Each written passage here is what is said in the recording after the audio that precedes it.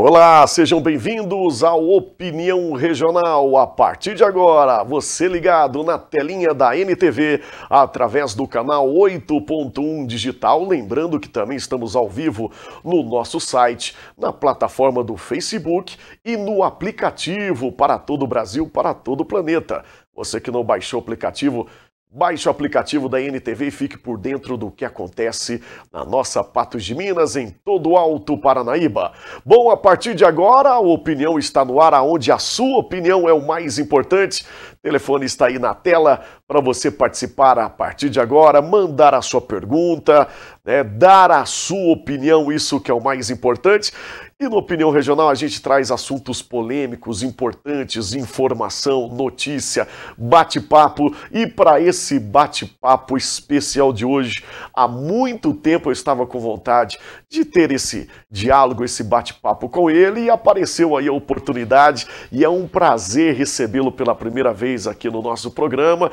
Ele que é amigo de Patos de Minas, cidadão patense com muito orgulho, professor carismático, professor de história. No momento importante de eleições 2022, a gente recebe Marcos Rassi. Seja bem-vindo aqui ao Opinião Regional, prazer recebê-lo. Muito obrigado, muito bom. Além de estar aqui novamente, com muito prazer, sobretudo nesse momento, David, um momento tão especial para a vida política do Brasil. Então, realmente, eu como professor de história, como educador e como historiador, me sinto muito à vontade de estar aqui na NTV e podendo contribuir para, de alguma maneira, a gente abrir esse diálogo sobre a importância não só eleitoral, mas a importância da política para a vida de todos os cidadãos, né? Esse é um momento singularmente importante. Muito bem. E é por isso que eu convido você aí de casa a mandar a sua pergunta e também a sua opinião. O nosso viés de hoje, a nossa pauta de hoje, você tem ouvido nessas eleições muito, cada vez mais, quando se fala de política, quando se trata da política nacional, você ouve muito falar da direita e da esquerda, da polarização. Então, se você tem a sua dúvida, se você quer dar a sua opinião, fique à vontade. Do que se trata a esquerda, a direita e o centrão aqui no nosso país? Para falar quem tem autoridade, Marcos Rassi, é isso, né? A gente ouve cada vez mais falar, tá parecendo campeonato de futebol, não é isso? Verdade, Então, eu posso fazer um resgate Fique histórico? À vontade, deve nos ensinar também. Tá. Na verdade, assim, a partir do século XVIII, na França, ali naquele momento da convocação dos Estados Gerais, é um momento que a sociedade francesa vivia uma ebulição muito, muito forte e tinha problemas políticos e econômicos de toda ordem na França. Então o rei convoca os Estados Gerais. Os Estados Gerais na França eram 3 estados. Então você tem o primeiro estado, que era a igreja, o segundo estado, a nobreza, e o terceiro estado era a burguesia e o povo. E, na verdade, a insatisfação era do terceiro estado, porque eles praticamente não tinham uma representação política e, sobretudo, eles eram muito penalizados pelas leis do absolutismo francês. E o rei, lá no palácio, onde organizava a Assembleia Geral, ele se posicionava no centro e aqueles que se posicionavam à direita dele eram chamados de girondinos, que era a burguesia, a parte mais conservadora. E à esquerda dele se posicionavam os jacobinos, que eram representantes dessas camadas mais pobres, subalternas. Desses que se assentavam à esquerda, existiam várias subdivisões, várias tendências. Então aí eu já gostaria de chamar a atenção para uma coisa que é importante. Nós não podemos falar em uma única esquerda, como não podemos falar em uma única direita.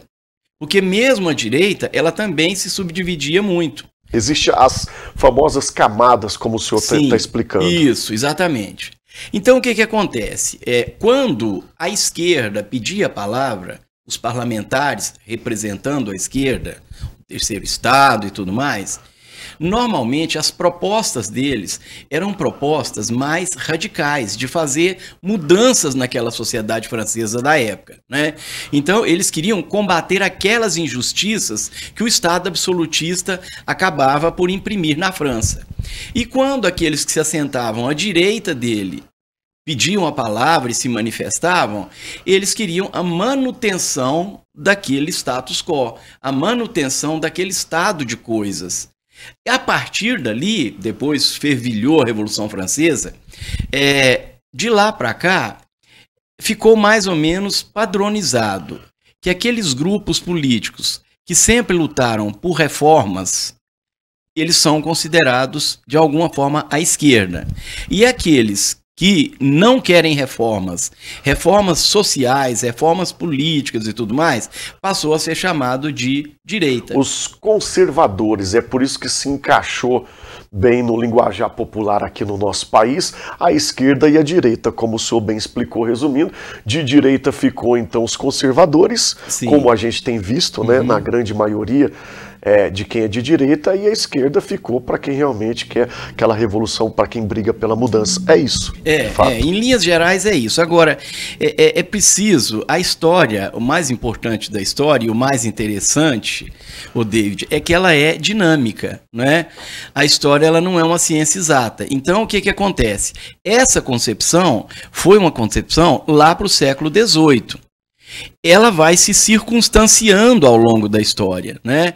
Então, eu não posso pegar aquela visão daquele paradigma da Revolução Francesa e considerá-lo ao pé da letra, por exemplo, no mundo de hoje, de 2022.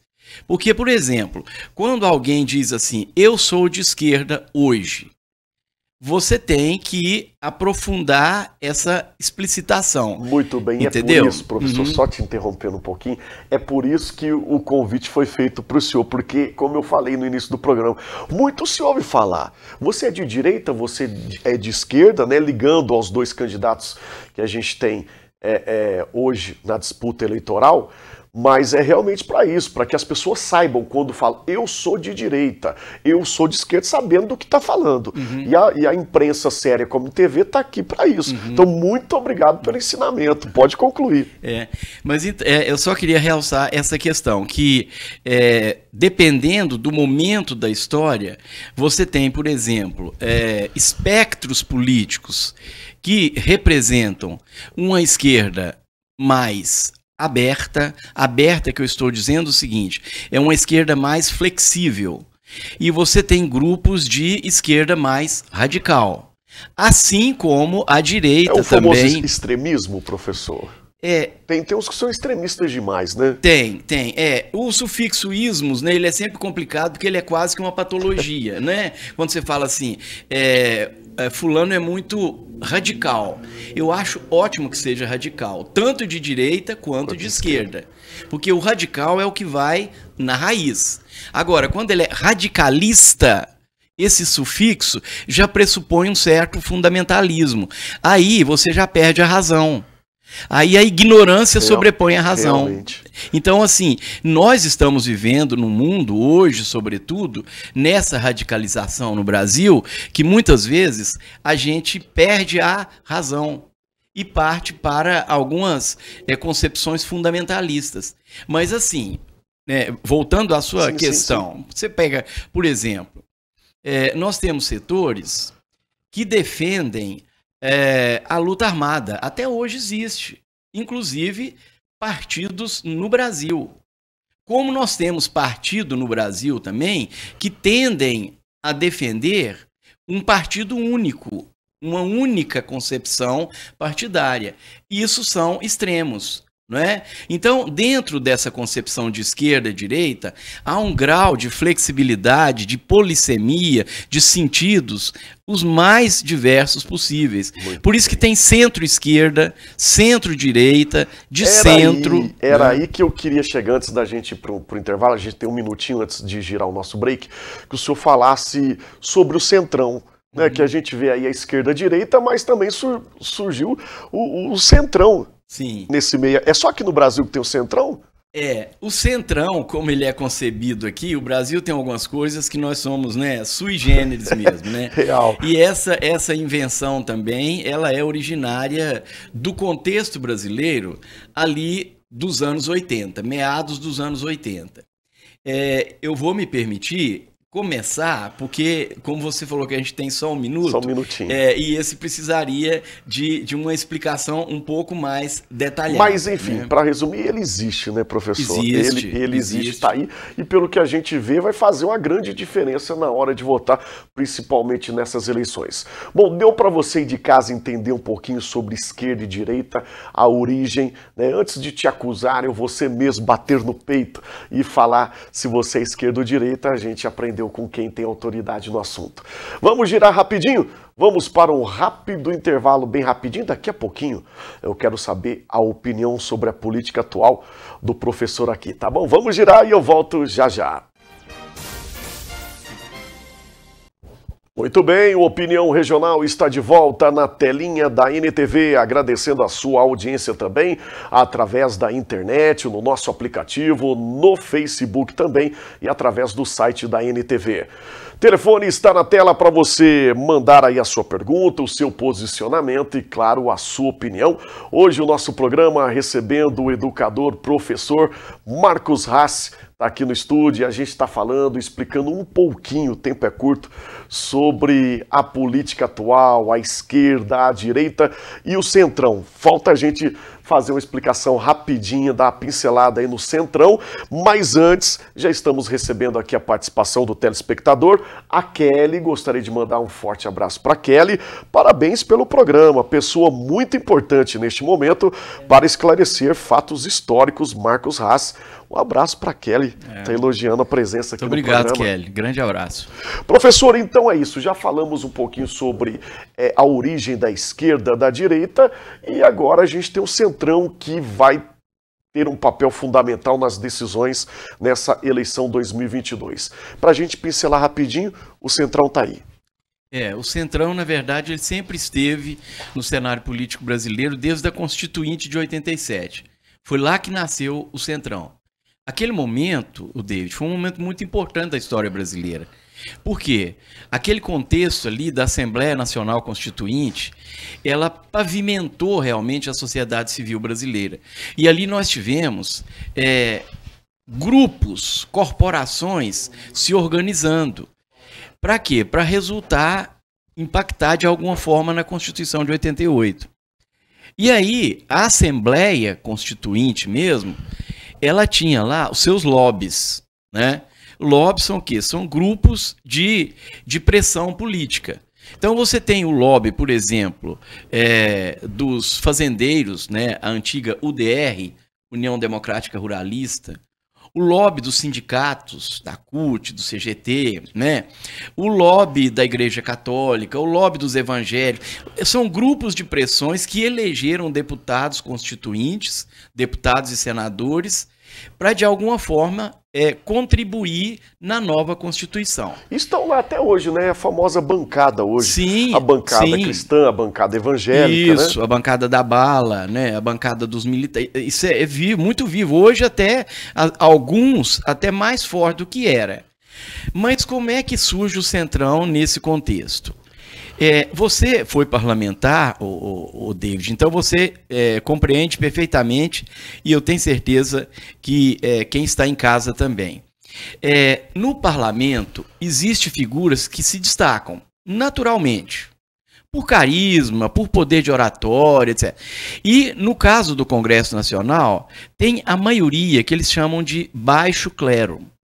O baixo clero é aquele deputado que ele praticamente passa despercebido no plenário. Nas discussões, você mal o identifica. E esse pessoal compõe a maioria. Lá naquele contexto de 87, eles representavam aquelas medidas fisiológicas, medidas que não eram pautadas nem por ideias de direita, nem por ideias de esquerda. Por exemplo, foi o Centrão que decidiu os 5 anos de mandato para o presidente Sarney. Porque na época a discussão era que o Sarney teria 4 anos, como todos os mandatos de presidente da República a partir de lá. E o Centrão foi o divisor das águas, porque eles bateram o pé que queriam 5 anos. Inclusive o PSDB nasceu desse racha de setores do MDB que votaram favorável aos 5 anos, porque era parte desse setor do baixo clero. Aí ele se constituiu como um grupo, que ele é suprapartidário. O Centrão hoje, você pode pegar aí 5, 6 partidos, e inclusive integrantes de grandes partidos hoje, como o próprio MDB e União Brasil, que também, né, acompanham o Centrão. Né? Agora, se você me perguntar o que eu acho... Sim, é isso. Né, assim, é uma opinião regional, a sua opinião, professor. Veja bem, uma das questões do Brasil hoje que eu acho complicada, sabe o que é? É a questão da divisão dos poderes. Né? O Montesquieu idealizou lá o poder legislativo, executivo e judiciário. Cada um muito bem definido os seus papéis. O que acontece no Brasil de hoje? O Centrão praticamente está com o orçamento do Poder Executivo em suas mãos. É isso que eu falei. São 19 bilhões de reais que estão lá no orçamento. Mais do que isso, eles que vão, bem dizer, decidir as eleições. Exatamente. Olha o poder do Centrão. Exatamente. Então, quando a gente pensa, o eleitor brasileiro, e aí eu queria fazer um chamado, né, assim, sobretudo a juventude, eu como professor, hoje eu antecipei, Gui, que viria aqui, e aí meus alunos lá do Colégio Equipe, você vai mandar um abraço pra gente. Vamos eu quero, mandar, fica à vontade. Me permitir mandar um abraço para eles. Mas então, é fundamental que a juventude brasileira, que o cidadão brasileiro pense nisso também. Olha, tudo bem, eu tenho que definir quem será meu candidato à presidência, lógico, mas o parlamento, aquele cara que vai estar na Assembleia Legislativa em Belo Horizonte, representando o interesse de Minas, o deputado federal que vai compor exatamente os 513 e os 3 senadores de cada estado, é fundamental que o eleitor, que o cidadão, também se posicione, que conheçam realmente quais são as propostas desse pessoal. Porque, veja bem, voltando àquela ideia que eu dizia do desvio dos poderes, se você passa o orçamento para o Congresso, quem governa é o Poder Legislativo. Então nós temos um desvio de funções aí. Realmente. Não dá tempo da gente adentrar de por que chegou a esse ponto. Não, mas nós vamos trazer o senhor aqui em outra oportunidade. Assim como politizar também, essa é uma crítica que é feita, o Poder Judiciário é um outro problema também que a gente... O amadurecimento da democracia brasileira, ele tem algumas nuances, alguns problemas que a gente vai ter que vencê-los. E esse é um deles, a meu ver, a questão do desvio de poderes. Mas o Centrão está extremamente poderoso aí hoje. E aí existe uma outra briga, já vou deixar aqui para a produção o convite para o senhor voltar em outro programa, para a gente falar da briga dos poderes. Tá? Porque a gente vê também super em alta, super em pauta, né, na imprensa, a briga desses poderes, quem é que manda, se é o STF, quem é que manda, enfim. É assunto para outro programa. Mas aproveitando o viés do nosso bate-papo, o senhor tem total autoridade para falar, na verdade, moral. E eu trouxe o senhor aqui no programa para chamar a atenção, principalmente, da moçada nova, que está descrente, desmotivada com a política. Eu que represento, né, uma grande parte dessa juventude, não tão jovem mais, mas tive esse papel e o senhor tem essa autoridade. Para que o senhor conscientize de que o telespectador tem o maior poder de todos os tempos, que é o voto. Claro que a gente pode manifestar, postar nas redes sociais, discutir nos barzinhos, nas rodas de amigos. A política é para isso e deve, né? Sim. Mas não adianta nada se você não usar o seu poder, o poder do povo, que é o voto. Então, olhando para a câmera aqui, professor, fala da importância do voto e convida o pessoal para comparecer nas urnas. Sem dúvida, né?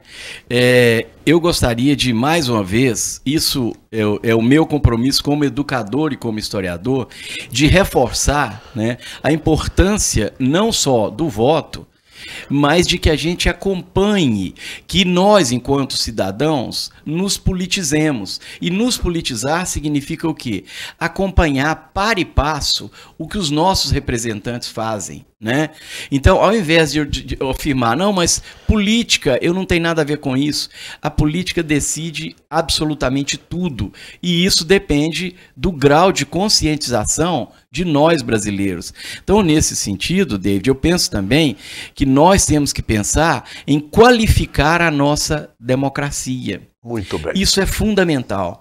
Que tipo de democracia nós queremos? Democracia política, social, econômica?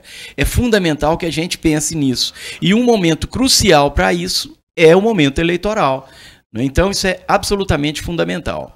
Muito bem, então já quero de antemão, para finalizar o nosso programa, de te agradecer, fazer um convite, já puder no próximo programa, na próxima sexta-feira, a gente continua o nosso bate-papo, que é muito importante, num momento super importante da nossa democracia. Professor, obrigado realmente de coração, não pela participação, mas sim pela contribuição dessa democracia, isso é o papel da imprensa, e obrigado de verdade. Eu é que agradeço e estou à disposição aí sempre que você precisar, tá? Vamos mandar um abraço para quem então, professor? Pessoal lá do Unipan e também do Colégio Equipe. Um abraço a todos os alunos, os também ex-alunos, né, que são bastante. Sim. Eu tenho 40 anos de professor, então, né, eu tenho uma galera aí. Um abraço para todos eles. Muito bem, tá aí Marcos Rassi participando do Opinião Regional, ele volta na próxima sexta-feira, a gente vai ver se não tiver compromisso, vai estar aqui com a gente. A você aí de casa, o meu muito obrigado pela sua participação, pela sua enorme audiência. Bom final de semana, te cuida e até o próximo programa.